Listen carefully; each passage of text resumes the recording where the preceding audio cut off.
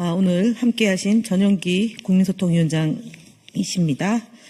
민주파출소 주간 현황은 1월 31일 00시부터 2월 6일 24시까지 기준으로 19,306명이 방문했고 4,816건이 제보됐습니다.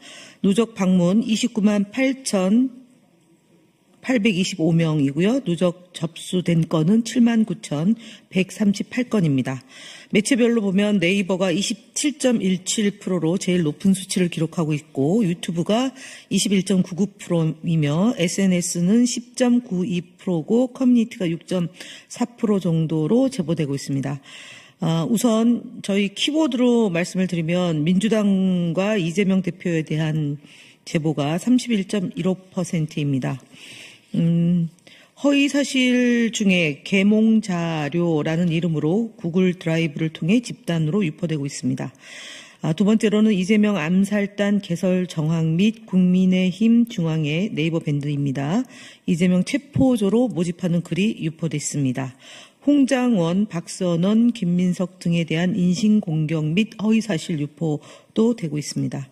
두 번째로는 부정선거 관련입니다. 김대중, 이해찬이 부정개표기를 제작 주문했고 현재 20년 넘게 부정선거가 이루어지고 있다는 허위사실입니다.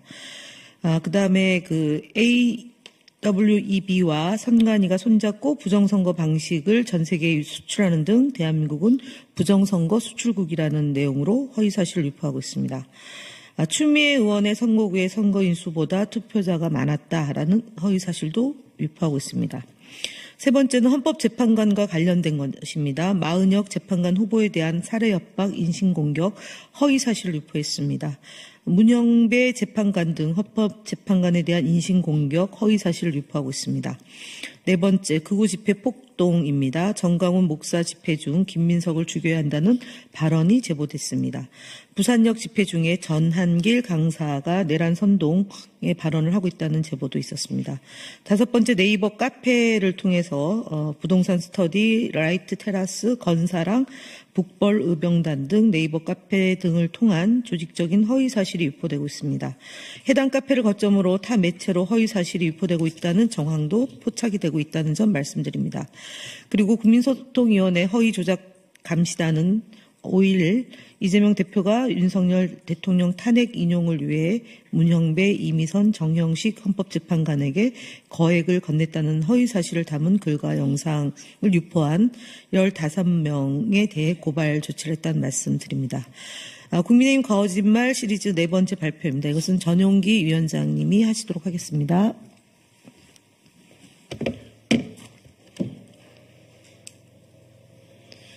네, 국민의힘 거짓말 시리즈 네 번째 발표입니다. 지난 5일 오세훈 시장은 페이스북을 통해서 이재명 대표가 위헌법률 제청을 신청한 것은 명분과 실리가 없으며 결국 재판을 지연시키려는 의도다라고 주장하였습니다. 이와 관련한 정확한 팩트를 알려드리겠습니다.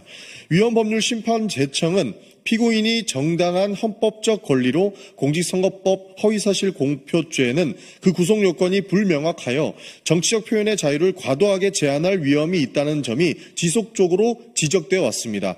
2015년 개정 당시 인격이라는 표현이 삭제되었지만 여전히 행위라는 개념이 모호하여 후보자의 자질, 성품, 도덕성을 평가하는 데 있어 법 적용의 불명확성이 존재하고 행위에 대한 표현을 처벌하는 나라는 한국이 유일하며 이러한 문제가 헌법적 검토를 받을 필요성이 제기된 사안입니다.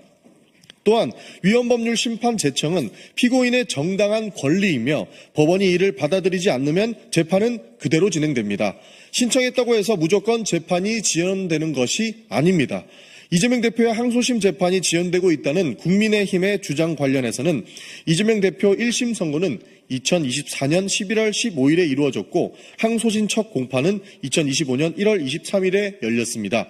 법원이 휴정기를 고려하면 일반적인 형사 항소심보다 오히려 빠른 진행 속도를 보이고 있습니다. 국민의힘이 말하는 지연 주장은 거짓입니다.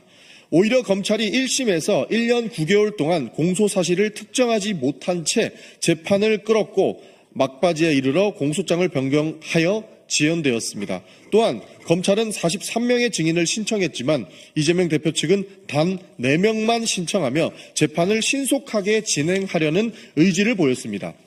국민의힘 주장은 이재명 대표를 흠집내기 위한 가짜 거짓 프레임입니다.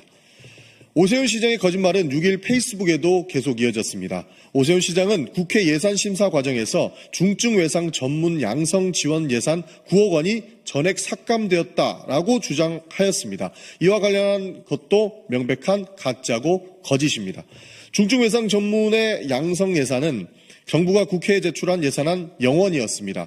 보건복지부는 9억 원을 편성했으나 기획재정부에서 전액을 삭감했다는 것입니다. 이후 국회 보건복지위원회 더불어민주당 의원들이 8억 8천만 원을 증액 의결하였으나 정부 여당이 협상을 거부해 최종적으로는 반영되지 못했습니다. 오세훈 시장은 이 사실을 왜곡하며 거짓을 주장을 멈추고 정확한 팩트 기반으로 발언을 할 것을 촉구합니다. 그리고 오세훈 시장이 이렇게 갑툭튀하는 이유는 대선 행보를 하려고 하는 것 같은데 그럴수록 돌다리도 두드려 보고 가시라라는 조언을 드리고 싶습니다.